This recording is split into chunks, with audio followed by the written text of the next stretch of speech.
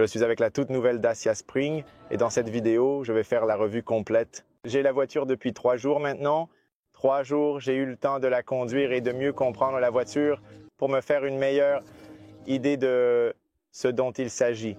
Donc, dans cette vidéo, je vais tout vous expliquer à son sujet intérieur, extérieur, qualité des matériaux, données techniques, système multimédia, tout sur la voiture, vous le découvrirez dans cette vidéo. J'ai déjà réalisé une vidéo séparée où je conduis la voiture, je teste la voiture, je teste la consommation et je vous donne plus d'informations là-bas. Donc, assurez-vous de regarder cette vidéo pour en savoir plus sur la voiture. Dans cette vidéo, nous commencerons par les données techniques et nous parlerons de tout ce qui est à l'intérieur, à l'extérieur, des données techniques. Donc tout d'abord, je veux commencer par les données techniques et par les informations sur le prix. Donc la version que j'ai avec moi est la version Extreme.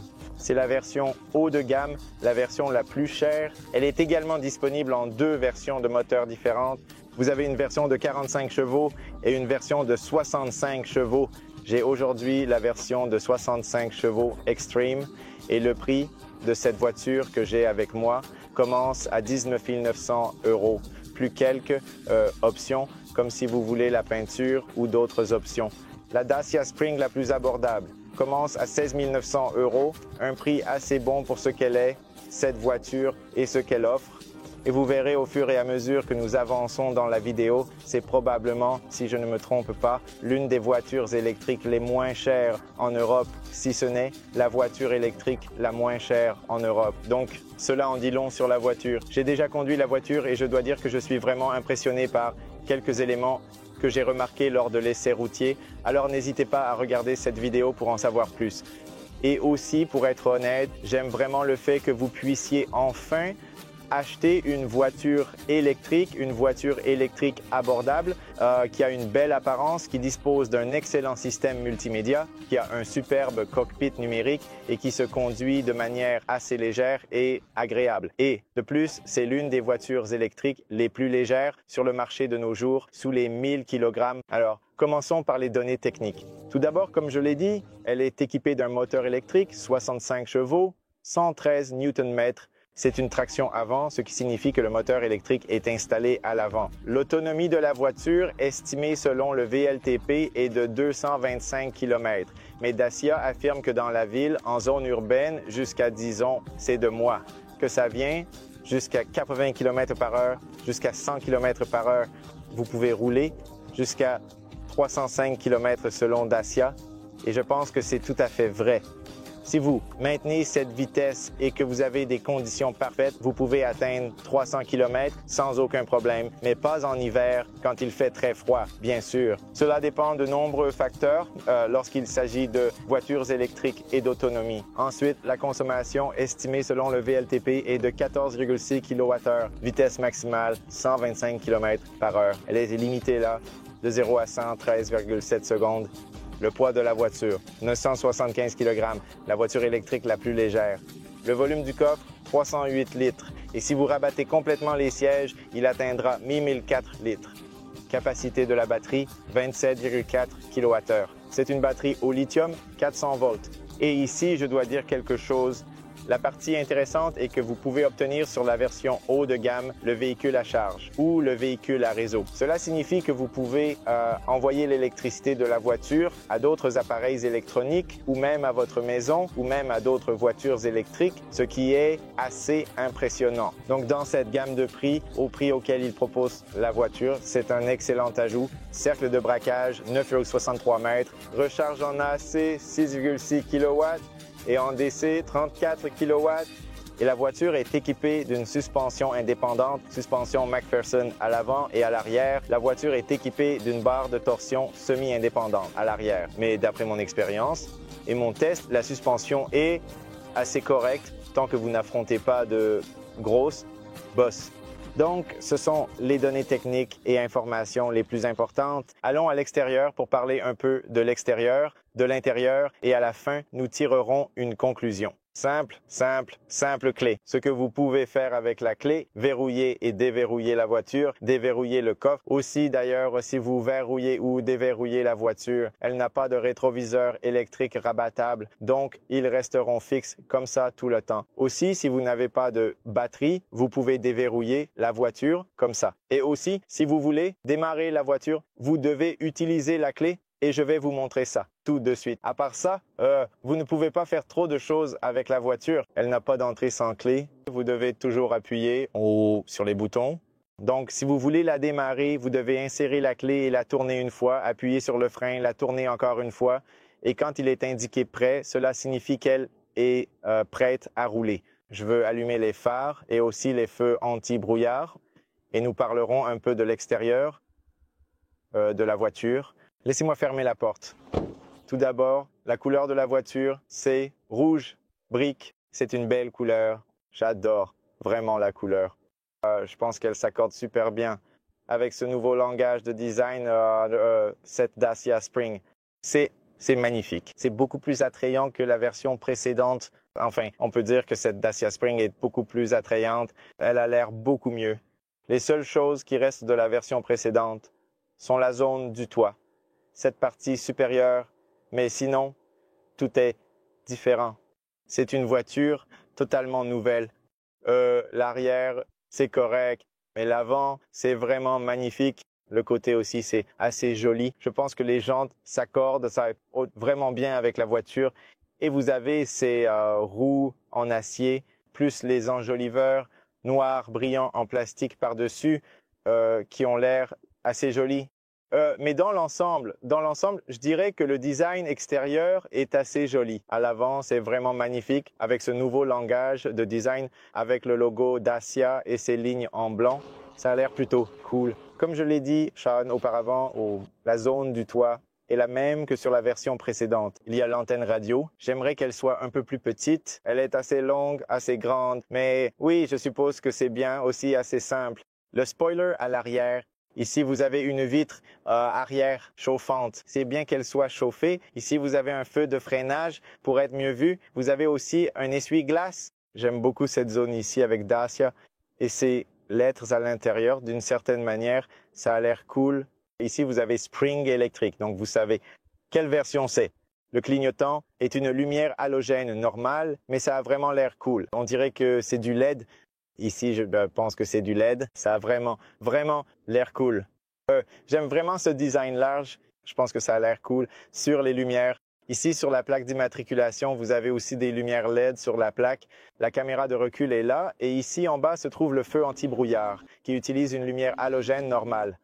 Aussi, sur la version extrême, vous avez cet autocollant ici qu'ils ont mis autour et qui ressemble à une ville vue d'en haut. Ça a l'air cool. Je pense que ça ajoute un petit élément sympa. Ensuite, vous avez ce CV65 Dacia Spring Electric Powertrain. Donc, vous savez ce que c'est au cas où vous ne le sauriez pas. Ici, sur le côté, nous avons aussi ce Spring sur cette version extrême, sur cet autocollant. Ça a l'air cool. Et autour des fenêtres, vous avez juste un peu de caoutchouc en haut et en bas. Les poignées, vous les avez déjà vues auparavant. Ouvrez-la. Très simple. La porte semble très légère et la poignée est également assez légère à ouvrir. Et c'est comme ça que ça sonne quand vous la fermez, typique pour Dacia. En ce qui concerne le son, ça sonne assez bien, assez simple. En bas ici, vous avez un autocollant également en noir. Et ici en bas, vous n'avez pas de plastique ou autre chose. C'est juste que vous avez la peinture de la voiture. Mais j'aime beaucoup que sur le côté, autour des roues, vous ayez ce plastique pour protéger les roues. C'est très important. Et aussi à l'avant, c'est encore plus important dans cette zone car cette zone sera protégée des petites pierres et de la rouille avec le temps. Donc, excellent travail. Ils ont fait un excellent travail avec ce plastique un peu à l'extérieur. Jantes de 15 pouces. Sur la version d'entrée de gamme, elle est livrée avec des jantes de 14 pouces. Sur cette version, nous avons des jantes de 15 pouces. Ce sont aussi des pneus d'hiver et nous avons ces enjoliveurs en plastique qui ont l'air cool sur ces roues en acier. À l'avant, vous avez des disques de frein ventilés et à l'arrière, la voiture est équipée de freins à tambour. Vous ne pouvez pas les voir car ils sont cachés quelque part par là, mais ce sont des freins à tambour. Les rétroviseurs ont également fière allure, grand, relativement grand pour la taille de la voiture et la visibilité est bonne. Vous avez des clignotants à LED sur le côté qui ont fière allure et vous avez aussi cette couleur cuivre qui signifie extrême sur tous les modèles Dacia. En allant vers le pare-brise, vous avez un seul essuie-glace, un essuie-glace assez grand. Et un peu plus haut, et vous avez la caméra qui peut lire les panneaux de limitation de vitesse et aussi cette caméra et également cette zone, elle est chauffée ici. Donc en hiver, elle sera dégivrée rapidement. Cette caméra lit les panneaux de limitation de vitesse et aide également la voiture à rester entre les voies, ce qui est cool. Je vous montre cela dans la vidéo d'essai routier. Très beau design sur le capot ici. J'aime les lignes, elles ont l'air assez agressives et j'aime beaucoup cette nouvelle face avant avec le clignotant ici. Si vous vous arrêtez, le clignotant ici sera une lumière de jour, une lumière LED. Et ensuite, vous avez cette calandre avec Dacia qui a l'air cool. Et ici en bas, la prise d'air, ici en bas, la prise d'air et ici encore, le même autocollant. Et les phares sont normaux. Une sorte de lumière xénon. Feu de croisement, feu de route xénon avec lumière jaune. Oui, je vais vous montrer. Je vais faire une vidéo et je vous montrerai à quoi il ressemble. Aussi, à l'arrière, vous avez des capteurs de stationnement et à l'avant également, ce qui est très utile dans cette gamme de prix. Je ne m'attendais pas à avoir des capteurs de stationnement. Maintenant, je veux vous montrer quelque chose. Si vous voulez ouvrir le port de charge, vous le faites d'ici. Vous tirez simplement comme ça. Et ici, vous ouvrez le capot au fait. Si vous voulez voir à quoi il ressemble et ce qu'il y a sous le capot. Je peux aussi éteindre les lumières un moment parce que je veux vous montrer également la lumière de jour. À l'avant, quand le clignotant est arrêté, vous pouvez voir ce design large, ça a vraiment l'air cool. J'aime vraiment l'avant, c'est vraiment beau pour la voiture. Maintenant ici, les gars, vous avez le port de charge. Et d'ici, vous pouvez aussi envoyer l'électricité à d'autres appareils électroniques. Vous pouvez le charger en AC, en DC et comme je l'ai dit, 6,6 et 34 kWh. Et vous pouvez également envoyer l'électricité à d'autres appareils électroniques depuis l'avant, ce qui est très très utile.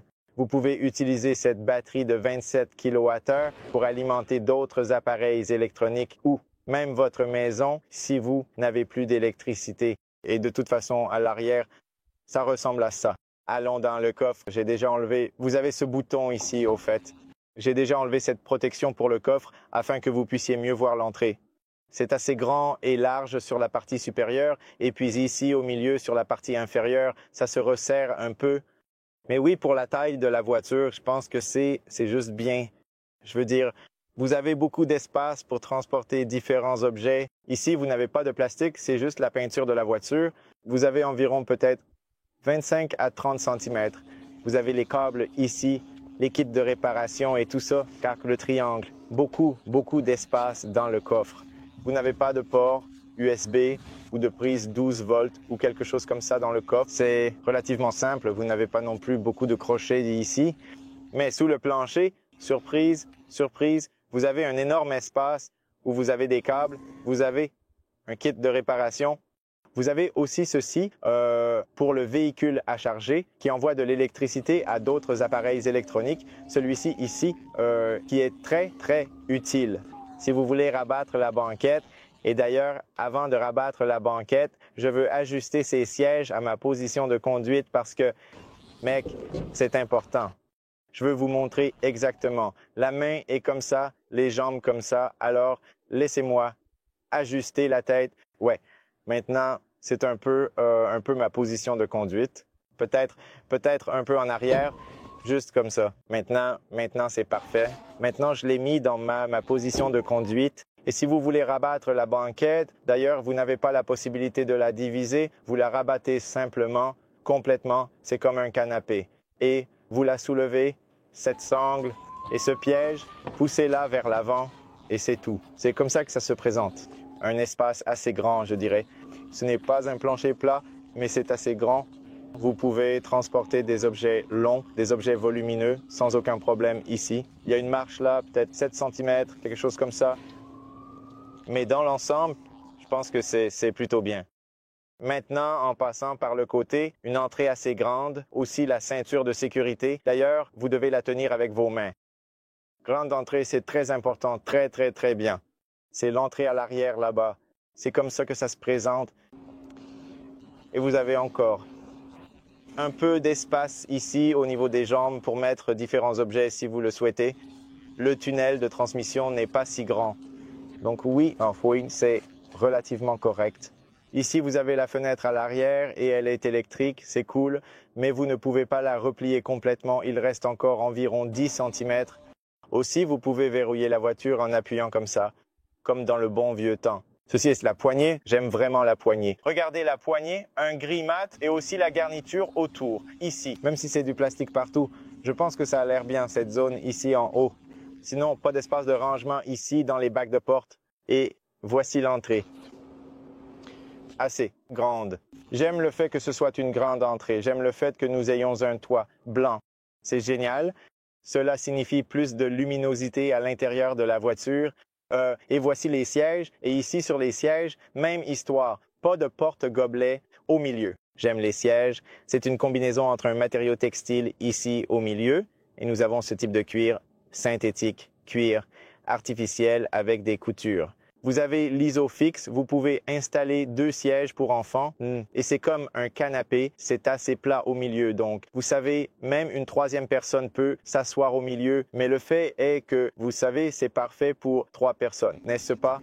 Mais le problème, c'est que nous n'avons pas de 3e ceinture de sécurité. Donc, vous ne pouvez avoir que 2 personnes, 2 passagers à l'arrière ici. Mais oui, 2 passagers avec beaucoup d'espace. C'est important aussi. Derrière les sièges avant, vous avez du matériau textile, un espace de rangement ici, un espace assez bon. Laissez-moi entrer. Maintenant, d'accord, fermez la porte. C'est ma position de conduite que vous avez vue avant et je mesure 173 cm. J'ai encore un peu d'espace derrière moi. Pas énorme, mais j'ai encore un peu d'espace. Je peux étendre mes jambes sans aucun problème sous le siège avant. C'est génial. Et aussi au niveau de la tête, j'ai environ 3 doigts au-dessus de ma tête. Donc de mon point de vue, à ma taille, si je me déplace un peu vers l'avant, j'ai une position vraiment agréable ici. Pas la meilleure position, oui, car je touche un peu avec mes genoux à l'avant, mais j'aime le fait qu'il n'y ait pas ce plastique agaçant ici. Ouais, donc c'est super pratique, super confortable. Et la visibilité à l'extérieur est assez bonne. Oui, pour moi, c'est juste bien. En ce qui concerne la qualité du toit, je pense que c'est bien aussi. Ce n'est pas le meilleur, mais c'est plutôt correct, je dirais. Ici en bas, vous n'avez pas de USB, pas de bouche d'aération, rien de ce genre. C'est juste un endroit simple où vous pouvez même aller au milieu. Vous pouvez rester avec vos jambes ensemble. Même au milieu ici, j'ai encore un peu d'espace. J'ai encore un peu d'espace au niveau de ma tête. Étendre ma main, mais pas tellement à gauche et à droite. Mais je pense que je peux avoir 3 personnes et je reste vraiment confortable ici. Je suis un peu triste de ne pas avoir une 3e ceinture de sécurité ici, parce que je suis vraiment beaucoup mieux assis que dans la plupart des autres voitures. Et ici, en bas, c'est doux, c'est agréable à l'arrière, à l'avant, c'est plutôt cool. Voici le tableau de bord, totalement nouveau, magnifique tableau de bord. Si vous regardez sous cet angle, vous ne remarqueriez pas que c'est une petite voiture. Ça a l'air charmant. J'adore le tableau de bord. J'adore le volant. Ce volant tendance de nouvelles formes. L'écran, écran de 10 pouces à l'avant, au milieu. Et le cockpit a l'air charmant. Et aussi, les bouches d'aération et tout. Je pense que c'est assez sympa. Le tableau de bord est agréable. Aussi, ici au milieu, vous avez un frein à main manuel. D'ailleurs, quelque chose que vous ne voyez pas si souvent dans les voitures électriques. Donc, j'aurais souhaité que ce soit d'une manière ou d'une autre, un frein à main électrique. Mais oui, je suppose que c'est correct pour cette gamme de prix. Et sinon, j'aime le fait que vous ayez beaucoup d'espace là-bas sur la console centrale. Je veux sortir maintenant. Ceci est l'entrée à l'avant. Avant d'entrer, nous parlons un peu de la porte. Ici, nous avons une fenêtre d'une seule pièce. La visibilité est excellente. Ici, vous avez du plastique partout. Aussi, une belle finition différente ici dans cette zone poignée grise. Et j'aime beaucoup le fait que ces bandes de porte et cet espace ici soient colorés en blanc. Je pense que c'est magnifique. J'ai vu cela dans une autre voiture. Je ne me souviens pas dans quelle voiture je l'ai vu, mais je l'ai vu. J'ai fait un essai, je pense, il y a quelques semaines. Je ne me souviens pas, mais ça a l'air vraiment cool. À l'entrée, vous avez aussi du plastique. À l'entrée, qui signifie l'extrême. Vous voyez ça? Ces lignes comme des montagnes et du tout-terrain.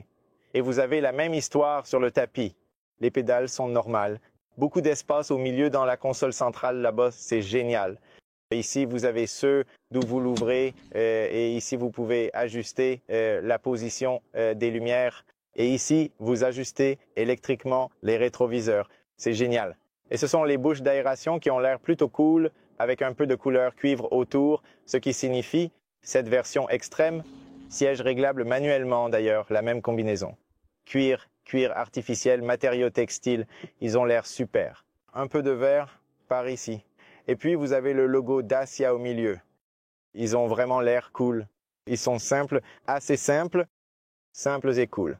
Vous savez, bon, j'aimerais, d'une certaine manière, que ces supports latéraux sur le bas soient un peu plus grands. Vous savez, pour être un peu plus lumineux, mais sinon, ils vont bien. Aussi, la position quand vous entrez dans la voiture, la position est un peu plus haute. Donc, j'ai l'impression de conduire un SUV. Je ne sais pas pourquoi. Je conduis cette voiture, j'ai une si bonne visibilité, le siège, sa position est si haute que vous avez une belle visibilité haute. Mais en même temps, vous avez l'impression d'être assis en hauteur. Et même si la batterie n'est pas sous le siège à l'avant, mais sous la banquette à l'arrière, vous êtes toujours assis un peu plus haut et c'est génial pour la visibilité. Je ne suis pas habitué à cela parce que la plupart des voitures de nos jours sont basses sous le tableau de bord, un peu sportives. Non, dans cette voiture, on est assis haut, droit, assez agréable, bonne visibilité autour des fenêtres. C'est juste une visibilité parfaite autour des fenêtres, dans les rétroviseurs. Aussi dans le rétroviseur ici, très bonne visibilité et je n'ai eu aucun problème avec la visibilité depuis que j'ai la voiture. Ici, vous l'avez vu. La seule chose qui manque est une sorte d'accoudoir, mais vous pouvez peut-être en obtenir un sur le marché secondaire. Et ici, au milieu, vous avez la transmission Shift-by-Wire. Vous avez le mode B qui est nouveau. Avant, sur la version précédente, il n'était pas là. Donc, le mode B signifie que vous pouvez régénérer plus d'énergie lorsque vous relâchez l'accélérateur en conduisant. Énorme espace à l'avant. Vous pouvez voir mon téléphone. Vous avez une prise 12 volts et vous avez le clip en U que Dacia a introduit sur les nouveaux modèles. Vous pouvez ajuster le volant haut et bas. Vous ne pouvez pas le faire, moi, mais haut et bas, vous pouvez le faire. La qualité du volant, c'est en caoutchouc, mais j'adore la forme. Mec, j'adore tellement la forme. Vous avez une si bonne prise en main, un volant tellement génial. Vous avez une si bonne visibilité à travers le volant. Vous avez un bouton physique pour le régulateur de vitesse. Vous avez un bouton physique pour différents réglages où vous pouvez changer. Oui, vous pouvez en quelque sorte personnaliser l'écran là-bas. Vous pouvez voir la consommation sur le côté droit, mais vous pouvez également changer ce que vous souhaitez voir, le suivi écologique, la distance et les kilomètres, l'autonomie de la voiture et ainsi de suite. Donc j'aime ça. Tellement. Vous pouvez voir l'autonomie entre 67 et 151 selon comment vous conduisez, mais vous pouvez aussi le configurer au milieu d'une certaine manière pour voir une simple vitesse ou pour voir la voiture et ce qui l'entoure. Et vous pouvez voir cette charge éco et puissance, un peu comme sur d'autres, Dacia, Duster, le nouveau Duster. Et ici, en bas, vous pouvez voir combien d'autonomie et combien de pourcentage il vous reste. Et la voiture peut également lire les limites de vitesse du trafic. Donc, sinon, c'est super sympa. Derrière le volant ici, vous avez le contrôleur multimédia. D'ailleurs, quelques boutons physiques. Ici, en bas, vous avez le système climatique d'où vous pouvez configurer le système climatique. Ce n'est pas automatique, c'est plutôt semi-automatique, mais c'est génial, ça fonctionne bien. Et vous avez 2 ports USB-C ici en bas. Un peu plus haut, d'ici, les boutons pour les fenêtres sont ici. Pour économiser des coûts, les câbles, parce que si vous mettez les boutons sur les portes, vous devez prendre les câbles et les mettre là, dans la batterie et blablabla. Non, ils ont définitivement mis ça, juste ici. C'est beaucoup plus facile à utiliser. Et vous avez aussi le bouton Eco. Cela signifie que lorsque vous appuyez sur le bouton Eco, la voiture passera en mode Eco. J'explique plus à ce sujet dans la vidéo d'essai routier. Et ici, nous avons toutes les fonctionnalités de sécurité. D'ici, vous pouvez activer et désactiver. Une fois que vous avez configuré les fonctionnalités de sécurité depuis le média, vous pouvez aussi les allumer et les éteindre d'ici. selon comment vous avez configuré et personnalisé. L'écran a l'air super, la taille de l'écran est excellente. Rien à dire. Les couleurs de résolution sont superbes. Ceci est la page d'accueil. Vous pouvez personnaliser la page d'accueil. Vous pouvez ajouter ici la carte de la voiture que vous pouvez installer dans les applications. Vous avez le scoring écologique et tout ce que vous voulez mettre ici. Ensuite, vous avez les médias avec la radio et toutes ces informations, les sources ici. Vous pouvez choisir la source des médias. Vous pouvez un peu personnaliser ici les réglages du système audio ou vous pouvez aller dans les paramètres encore plus en profondeur ici. Le suivant est le téléphone. Vous pouvez connecter votre téléphone via Bluetooth et le suivant est les paramètres des applications. Vous pouvez d'ailleurs déconnecter Android Auto, Apple CarPlay sans fil. J'ai fait une vidéo à ce sujet. Si vous voulez la voir, consultez-la sur la chaîne. C'est très simple à faire, mais vous pouvez même aller dans les applications et vous pouvez installer différentes applications ici, quelles que soient les applications que vous voulez. Qu'ils ont, bien sûr, comme Spotify. Vous pouvez certainement installer Spotify ici, la navigation, ce qui est génial. Amazon Music, lecteur radio, etc. Donc, à partir d'ici, vous pouvez installer toutes les applications que vous voulez. Vous pouvez également l'ouvrir d'ici. Et oui, je ne vais pas entrer dans les détails. Aussi, c'est la navigation Here qui a besoin d'un peu de temps pour se charger et se lancer. Mais je l'utiliserai et ça fonctionne bien, ça fonctionne vraiment bien, je pense. Oui, c'est très similaire à Google Maps, mais ça fonctionne un peu plus lentement. Maintenant, si vous allez dans les paramètres, vous avez tous les paramètres, des paramètres de son, au Bluetooth, à la localisation, à la confidentialité, aux applications. Vous avez aussi les paramètres. Si vous allez dans les applications, vous avez aussi ici toutes les applications avec les autorisations et tout ça. Par exemple, vous avez oui, peu importe. Je ne vais pas entrer dans les détails car cela prendrait beaucoup de temps. Système, ici nous avons la langue, les unités, le stockage et à propos, et ainsi de suite. Et enfin, le plus important, le véhicule ici en bas, vous avez la vue électrique. Cela signifie que la voiture vous montrera ce qui se passe avec l'énergie en temps réel, quand la voiture utilise l'énergie et quand elle la récupère, etc. Ici, vous pouvez programmer et planifier la recharge. Ici, vous avez la batterie et vous pouvez choisir combien d'énergie donner pour le chargement du véhicule au réseau et ensuite, vous pouvez choisir combien recharger la batterie. Plutôt cool. Et puis, vous avez les réglages avec plug and charge et les avertissements pour piétons ici. Le suivant est Mon conduite où il vous donne toutes les informations et conseils ici pour conduire de manière économique et il vous montre la consommation lors des derniers trajets. Le suivant est Assistant, système d'assistance au conducteur où vous pouvez configurer tous les systèmes d'assistance à la conduite que je vous ai montrés auparavant. Vous pouvez activer et désactiver depuis ce bouton. Donc, excès de vitesse, avertissement sonore et ainsi de suite. Assistance de voix. Et le suivant est stationnement. Vous avez tous les réglages de stationnement ici parce que vous avez ces capteurs.